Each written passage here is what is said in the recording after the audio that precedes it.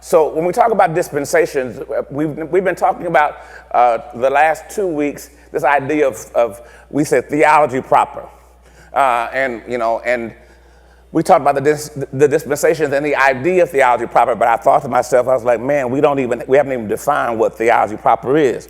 So if you look at your page 70, 78, and probably 77, it talks about the dispensations in line of theology proper. In the book. And so let's talk a little bit about what theology proper is so that you understand that term. So when we look at theology proper, it discusses really what we say is the characteristics of God, which means who is God, how he operates, and what he does. Who is God, how he operates, and what he does. So theology proper discusses God's omnipresence. What that means that he's present everywhere, that he's present in history, he's present in the past, and present in the future, and present now at the same time. Omnipresence means omni all. So that means that when you think about God's omnipresence, even in terms of your own personal life, remember that you can't hide from God, nor can you surprise him. Amen. Nor can you disappoint him, because he knows. You surprise you, but you don't surprise him because he's everywhere at the same time. All right, so that means that he was in history and he was still operating in history. So his omniscience means he's all-knowing. That means there's nothing that can throw him off. He is not just trying to figure out what's going to happen. He knows everything. He knows everything about you. He knows everything about history. He knows everything about life. So then he's omnipotent. Omni, once again, is all. Potence is this idea of power. So he's all powerful. So now God was everywhere at the same time, and he's using everything to bring about his will. And this last term is that he is eternal, which literally means that he never began, he always was, and he will never end. So now, so when we think about theology proper, we're just saying the omnipresent, omnipotent, omniscient God, he is doing something, and he's always doing something according to his great character. So he's always he has this huge plan that he is working out. And he's working it out in our lives, and he's using your life and my life to work out part of his plan during a specific time.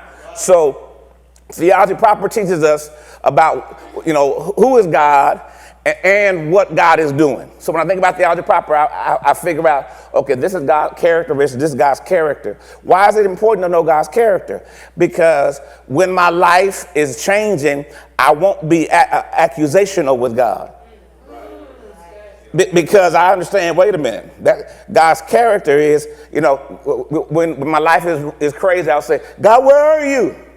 Well, really, if we think about it from theology proper, that's a real dumb question. Because he's there. Am I making sense? Well, God, can't you stop it? Yes, he can. But he's all powerful. I don't understand I don't understand God. I don't understand why you didn't do it. You know why you don't understand? Because you're not all knowing. Am I making sense?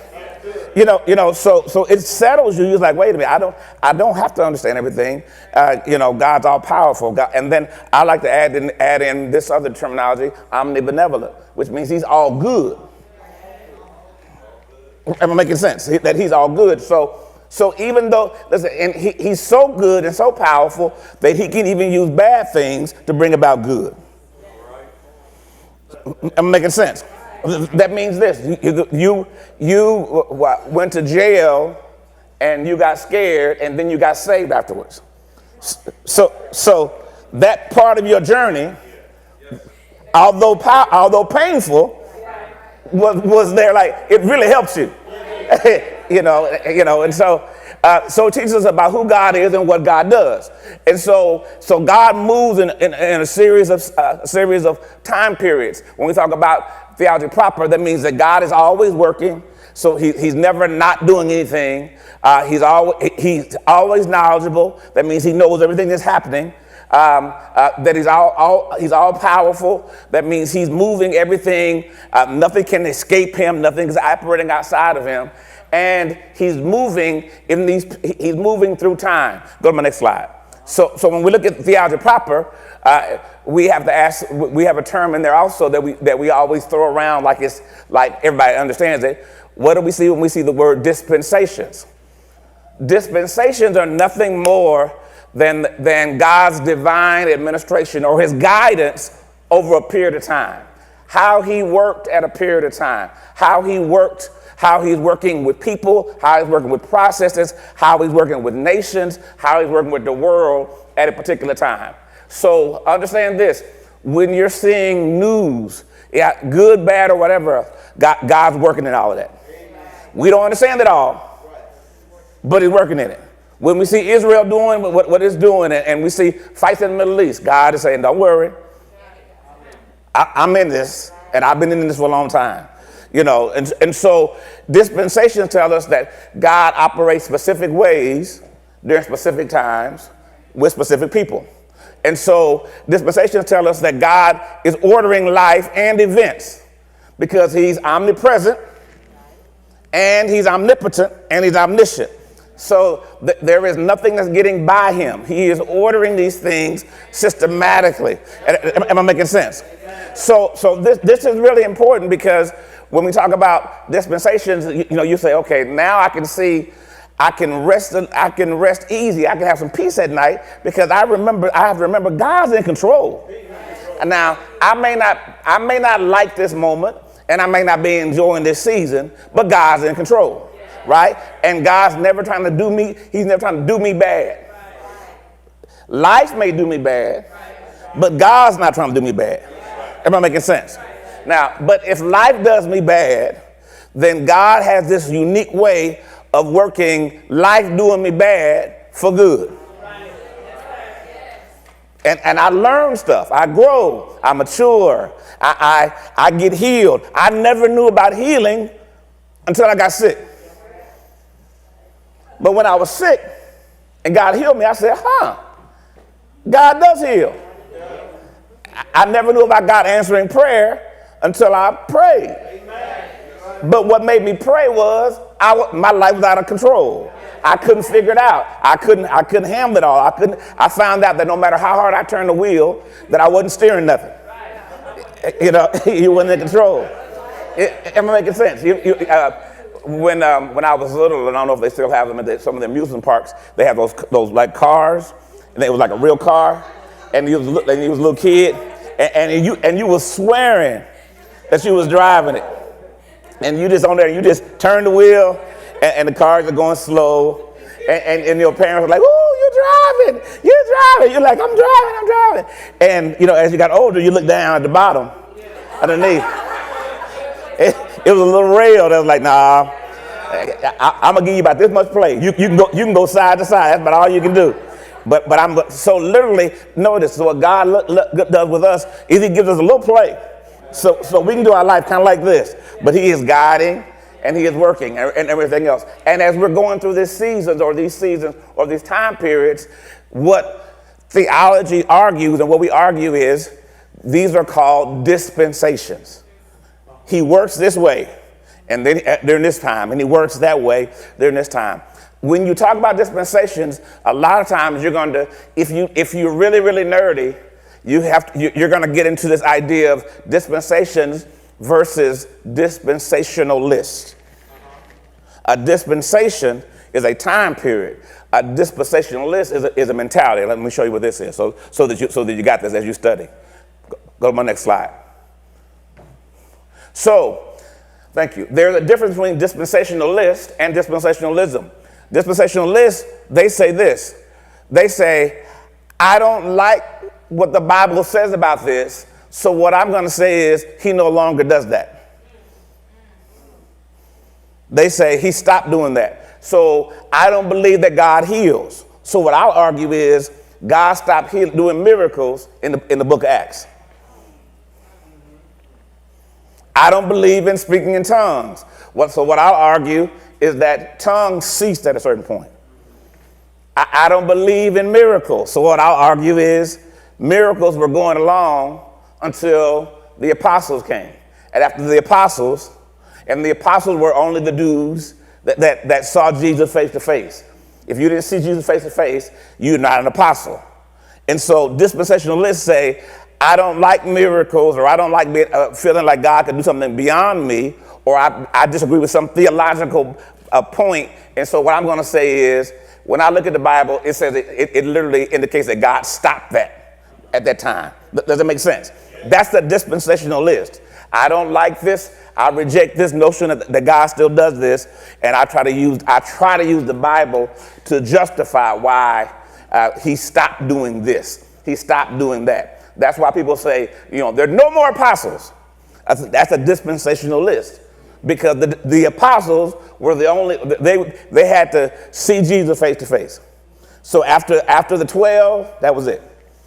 But then you argue and say, well, Paul wasn't one of the 12. And they say, yeah, wow, well, but Paul saw Jesus face to face. And you're like, no. And in fact, Saul said, I saw a light and I heard a voice. So, but once again, these are arguments people give all the time. Dispensationalism, this idea of dispensationalism says that there is a progression. God is growing, God is doing, and he's revealing to us.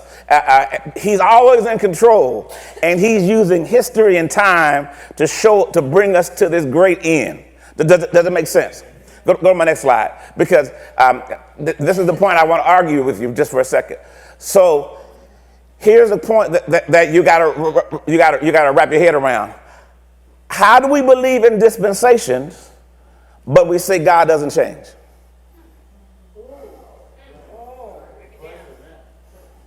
Y'all say, that's a good question. Because if we say that God operates a specific way with specific people during a specific time, and we try to argue that, right? But then we also argue that God does not change. So the question is, wait a minute, how does he not change, but we say there's dispensations? Because the text, Malachi 3:6 says, for I am the Lord, I do not change. Hebrews 13:8 says Jesus Christ, the same yesterday, today, and forevermore. And so here's the problem. The scripture teaches us that God doesn't change, and the scripture teaches us that Jesus is the same yesterday, today, and forevermore. So then how do we argue in dispensations if God does not change? We argue dispensations based upon this concept called progressive revelation. That God, he is showing us more and more about him as time goes on. And he is literally revealing himself and saying, okay, now let me show you this. Okay, now let me show you this. Because I want you to know me, so I'm systematically disclosing myself to you over time. Does it make sense? I'm not changing. You couldn't handle all of me here. So now I'm gonna give you here, I'm gonna give you a little bit of me here, then I'm gonna show you how I'm acting here and everything else. I'm not changing, you're just becoming more aware of me over time. Does that make sense? Does it make sense?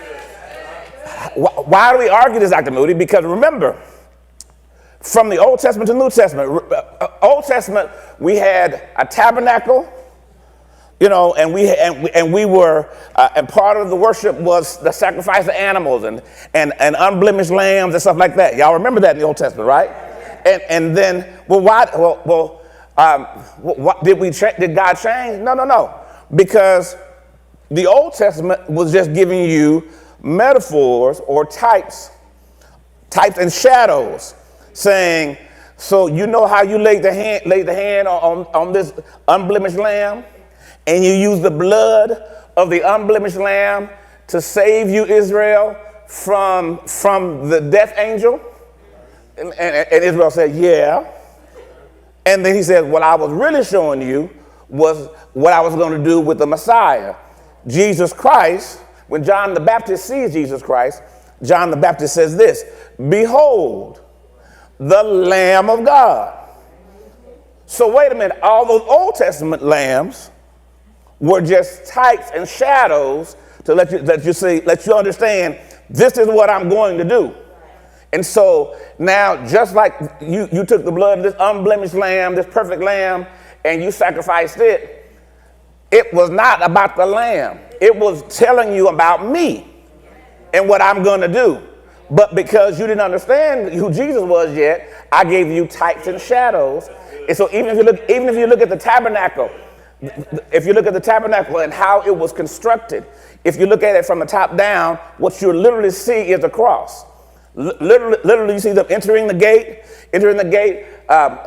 sacrifices at the brazen altar, coming into the holy place. They have the table of showbread over here. They have the candlestand, over there. I may have it mixed. One side is table of showbread, one side is this, and then you go into the Holy of the Holies, where you would then commit the sacrifice there, and that was the place where you had the Ark of the Covenant. So it literally looked like a cross. So even when we look at the tabernacle, it was a type and shadow of salvation and the work of Jesus Christ.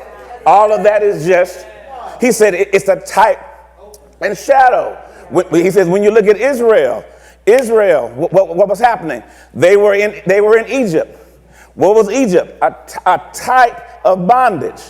They were under Pharaoh. What was Pharaoh? A type of Satan. Well, they were freed by Moses. What was Moses? A type of Christ. And after they were freed by the sacrifice of the unblemished lamb, and the death angel did what? Passed over them. That's help you understand what Jesus was going to do, right? They leave out of Egypt, the bondage, away from Pharaoh, Satan, and then after they are saved by the blood of the Lamb, they immediately go into the Red Sea. The Red Sea opens up, a type of baptism. And after they come out of the Red Sea, they go into the wilderness, a type of sanctification. And they go into the promised land, a type of glorification. And so you see, he said, I was showing you things, but I had to reveal it progressively. I didn't change. Am I making sense? Making sense. Even when you look at like the prophets were telling you about who Christ was and what he was going to do. For unto us a child is born, a son is given. Prophet Isaiah prophesies this. You know, it's not just a song. And so now, and this child, when he prophesies this, he's talking about the Messiah who was going to be born 800 years later. But he prophesies it here. It's going to happen here, but there is a type and a shadow and a metaphor to help you understand it. Am I making sense? So when we look at dispensations, always understand that the idea is that God is not changing. He is revealing to us more and more about him. Think about your own journey. What you knew about God 10 years ago is not what you know about God now. And what you knew about the kingdom before you met me is not what you know about the kingdom now. Am I making sense? And so God is he's even using your pastor to progressively help. Now you see this, now you see that, now you see this, now you see that. Because some of y'all was like, the lamb, what? The cross, the tabernacle, huh? Israel, what? And so think about it. You know all those stories, but you never connected them. So the Old Testament, Dr. Carson used to always say, the Old Testament is the New Testament concealed. In other words, when I look at, because some people say, we did away with the Old Testament. No, we didn't. We're in the New Testament. I threw away I don't even know the Old Testament, because that's the Old Testament. That's why we like to use the term Older and Newer Testament. Because when you just look at the idea of old, then we think now that's done away with. It's the Older Testament, and we see all these types and shadows, and then the Newer Testament says, this is what I was really talking about. Am I making sense? When you look at that back there, this is what I was really meaning. So it's progressive again. Does that make sense? And so God does not change, but he reveals himself progressively over time. And we see a systematic revealing from the Old Testament to the New Testament. Does that make sense? And so when we look at the idea of dispensations, dispensations also tell us how God is revealing himself and what God is doing in the world. Why? Because he is omniscient. What God is doing in the world. Why? Because he is omnipotent. What God is doing in the world of history. Why? Because he is omnipresent. So he's always working this thing out. Am I making sense? And that's what's important for you to understand. That's why we look at this kind of thing, because you can't just go pull kingdom out your behind. You got to ask yourself, okay, where did the kingdom come from? What is this? It's not just a brand or a concept where we just jump up and just pull it out the air, right? So dispensations help us to understand how God is moving, what God is doing, what God did in the past, and how that past is contributing systematically to our future. Does that make sense? Makes sense. Thank you for worshiping with us today. If you liked this message, you can find the rest at cmllcstore.com.